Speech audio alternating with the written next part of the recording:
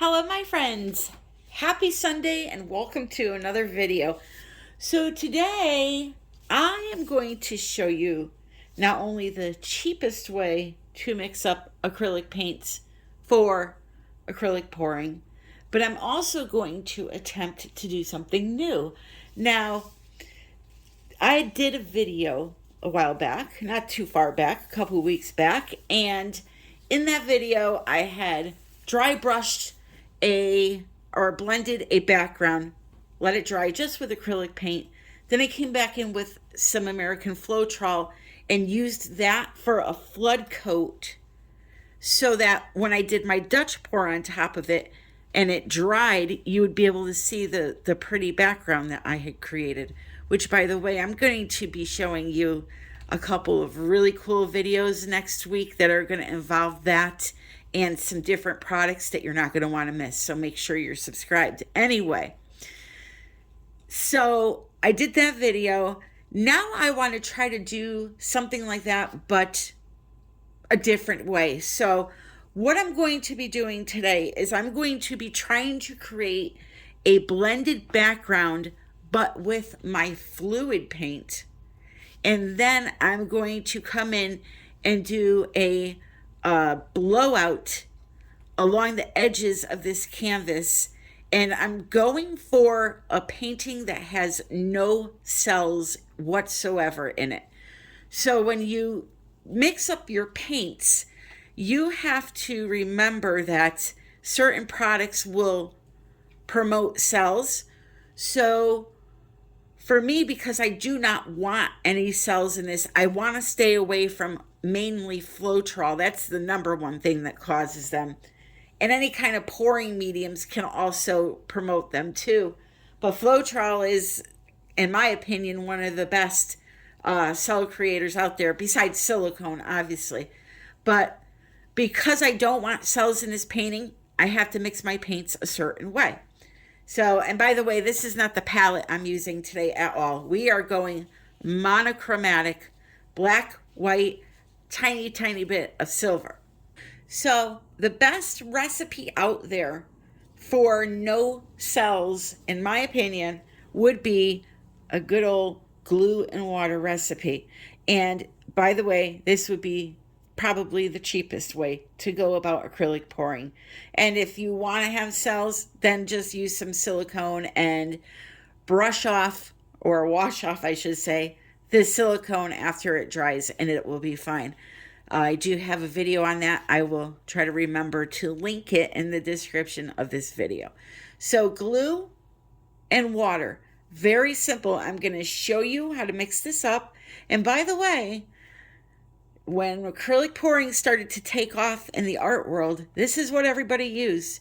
They really didn't use pouring medium. A lot of people used just a glue and water recipe because it's so simple and inexpensive.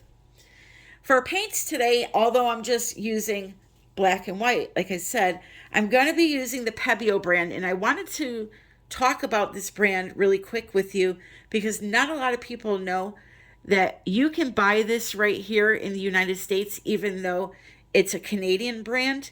I buy it through Pixel Paint Designs, and she actually offers a discount. So that's always nice. She is the same person that sells the Australian Floetrol, and the only business that I know of that gives you a 10% discount also on this. So they have all colors. Now, a lot of us know Pebeo because of their iridescence, but they offer a full line of colors, and they are really beautiful, unique colors. Like this is a dark ultramarine blue. They have oriental violet. Then they have your normal colors that you know of, like Payne's gray and cadmium red, all of those. What I like best about these, though, is right on the front in big bold letters for us that can't see well, they tell you if this paint is an opaque, a transparent. There's no little square that you have to try to figure out. So I just wanted to alert you to that because these products, along with other things, are available in the United States, you know, and she ships right from Florida. Aubrey, the owner, absolute doll. So if you're looking for Pebios with a discount, that information is in the description. And also, like I said, the Australian Floetrol, the AKA liquid gold. Okay? So now what I want to do is show you how I'm going to make a pouring medium out of my glue and water for my paints, and then we're going to jump right into this. So there's a couple of different recipes. There's one that's 70% glue, 30% water. There's one that's 60% glue, 40% water. Because I'm blowing the paints with a blow dryer today, and I kind of want them to move pretty good, I'm going to do the 60% glue, 40% water, because it will be a little bit on the thinner side. But if you want to do like ring pours, things like that, flip cups, then it would be 70% glue, 30% water. So here's what I do.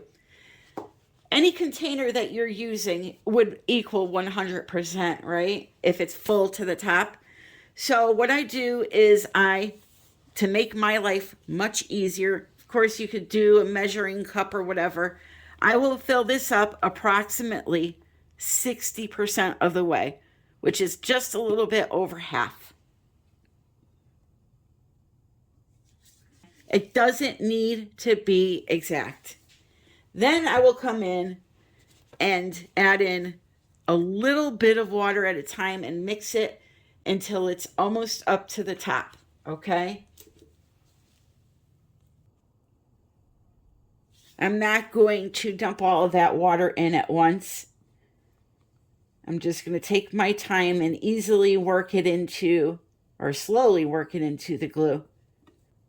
You know, sometimes when you dump all of the water into glue or paint or whatever you're doing, it causes it to do weird things. So just a little bit at a time until it really starts to thin down, then you could add in all of your water.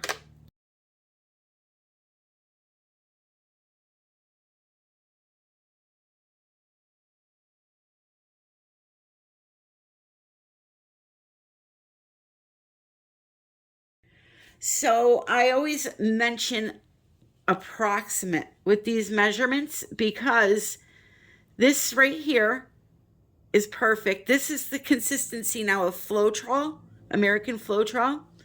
I could fill it up to the top, but I don't need to. It's the same consistency of a pouring medium. So this will work fine to thin down my paints. And I don't want to, if I fill it and do exactly 60-40 and fill this to the top, then I got to transfer it into a bigger bucket and waste it. And it's really not necessary, I'm telling you, because what you're going to do is you're going to thin your paints down with this. And then if they're still too thick, you're going to add more water to your paints, okay, while they're mixed with this. That's where the additional water will come in.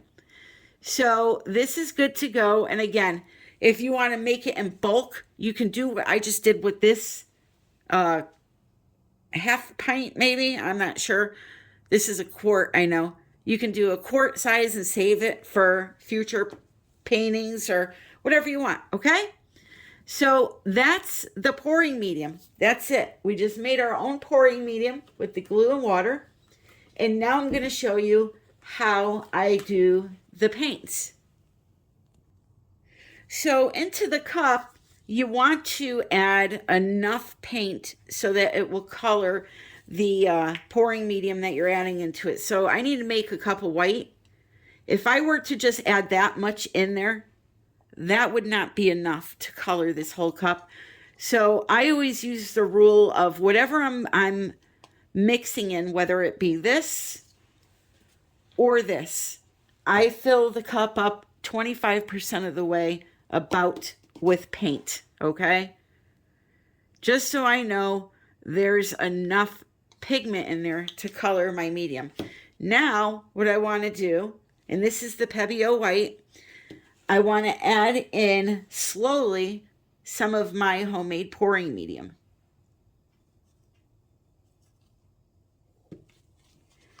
You don't want to add it all in at once because, again, things like to clump. So you want to take your time. And because I filled this cup up approximately 25% of the way with paint, I want to put in to this paint 2 times the amount of this. So that's a 1 part paint, 2 parts pouring medium ratio.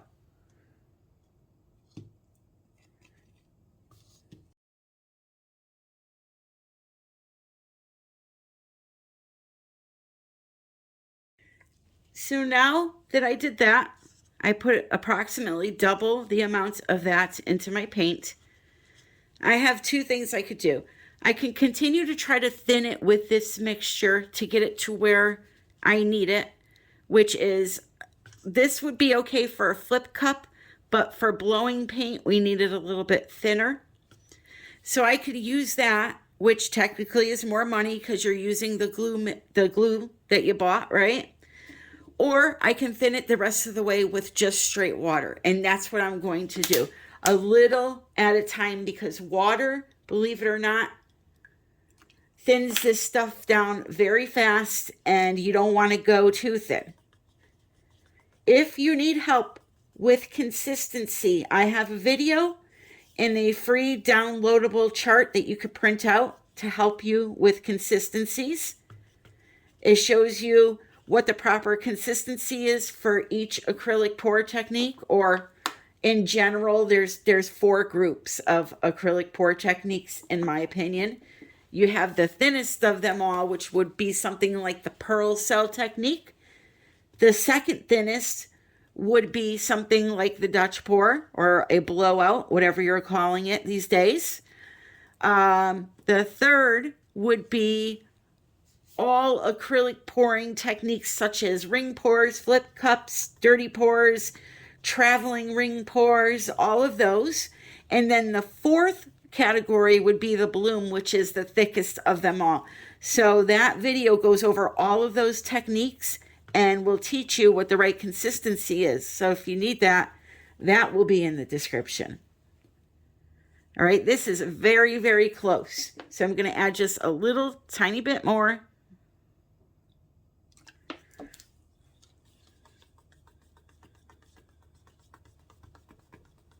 And then I'm going to show you really quick one of those consistency charts and how you would test this paint to make sure it is the right consistency. All right, that's perfect. It flows off of the stick. It leaves a little mound.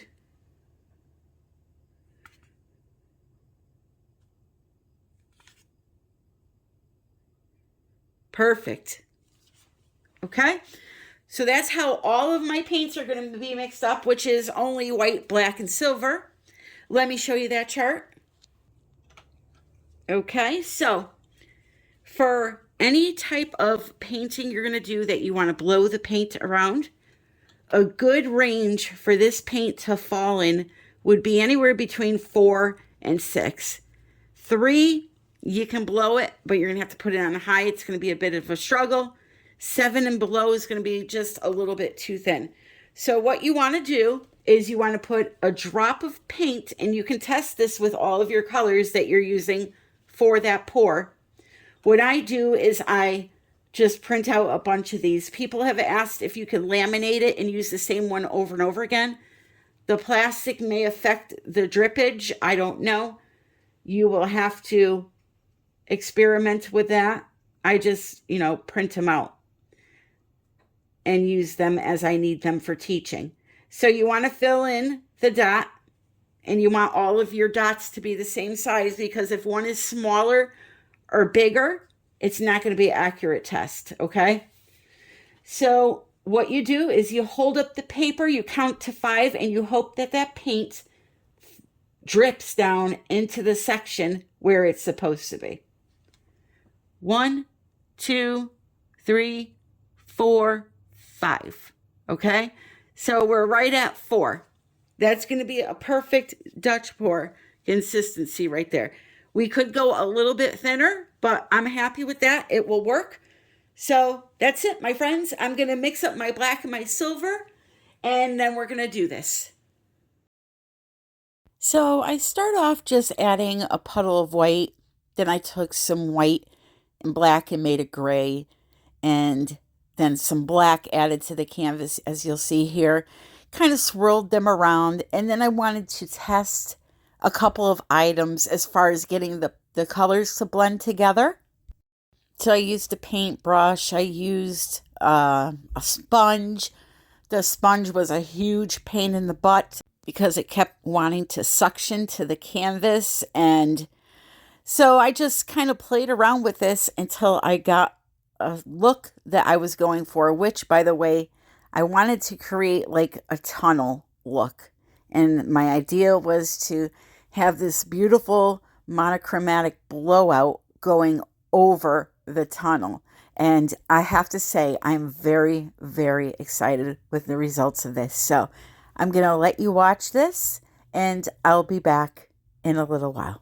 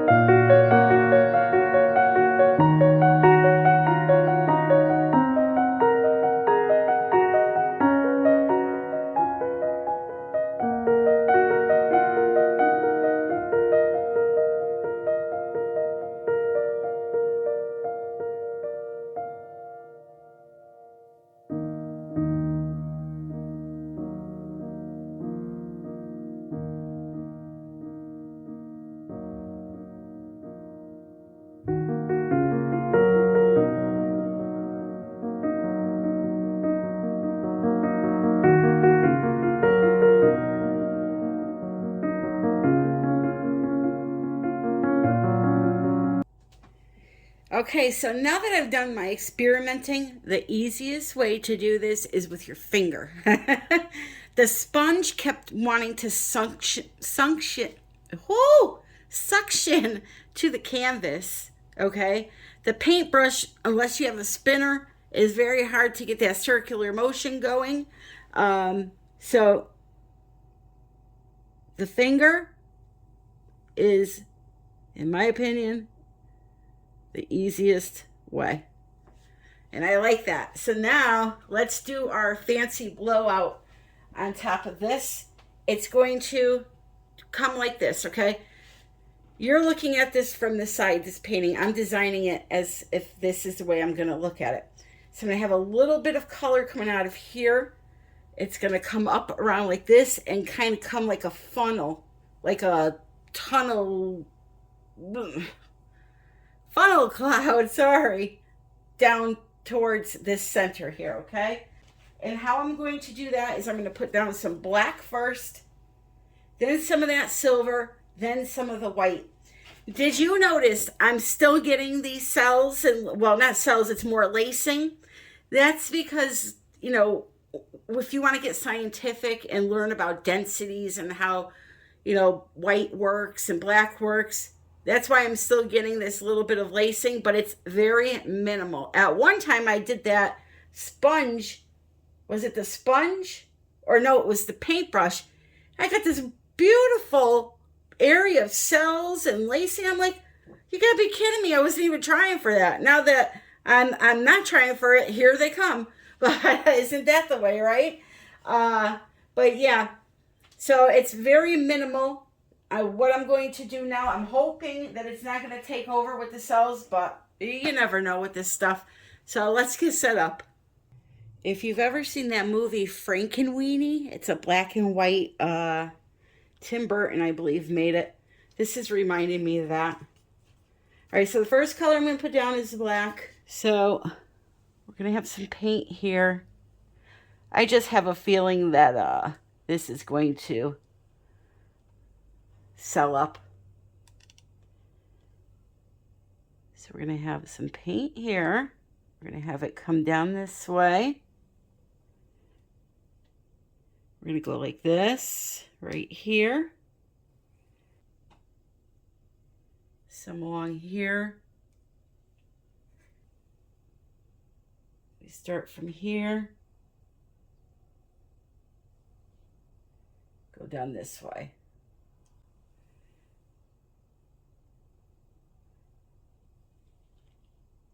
Worst case scenario, it's a fail. What can you do? Now I'm just going to follow with a little bit of the silver.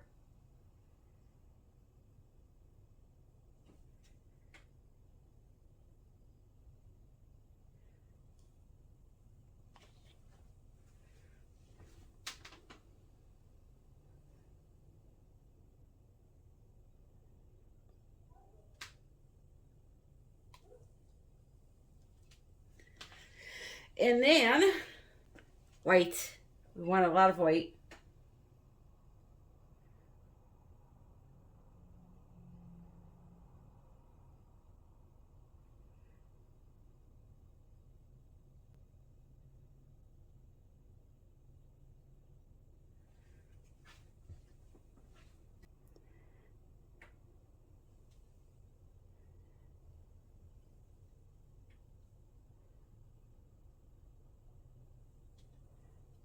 All right.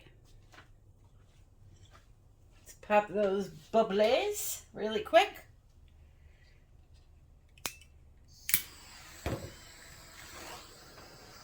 The bubbles. These are the bubbles.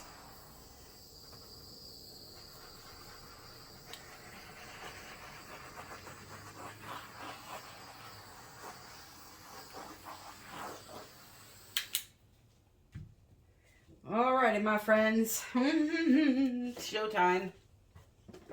Here we go.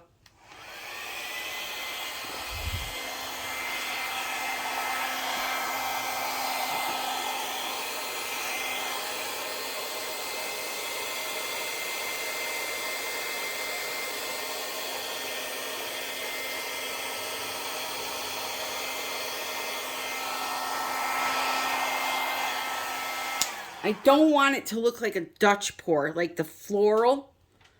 I'm looking for splashes of color.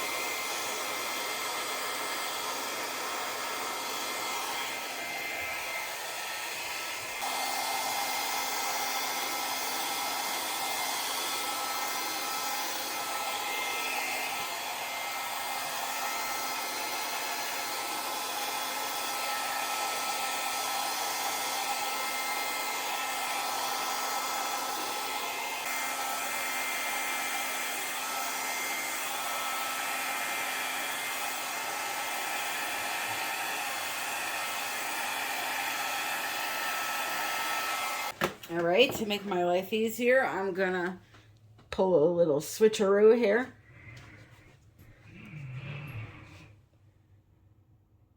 Bada bing, bada boom.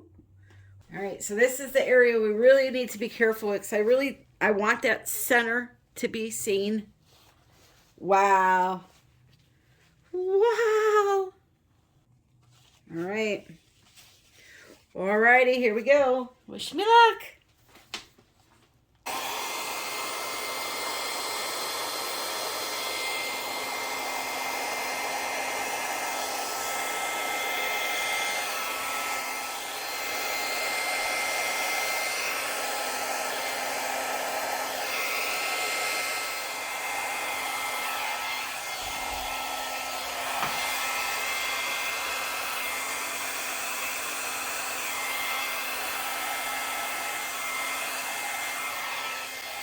Yeah.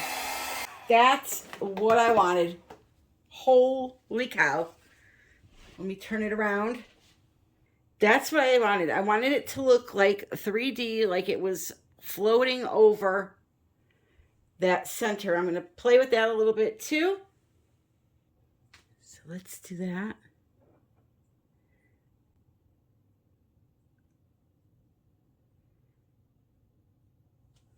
Better. That makes me happier. I'm going to leave it alone because I like the way it looks. I'm leaving it alone. I can feel you slapping my hands all the way over there. So honestly, I love it. It may not be everybody's style, but I do love it a lot. Again, I didn't want it to look floral. I just wanted it to look like bursts of color. Maybe right there I will mess with it. Now that I'm looking at that black area, maybe add a little white. I don't know. No, I'm going to leave it alone. I don't know what to do. There, I just took the paintbrush and swished a little white out. There you go, my friends. I hope you enjoyed this video. I hope you're enjoying your Sunday. Yes, we got a little bit of lacing and cells, but not too bad.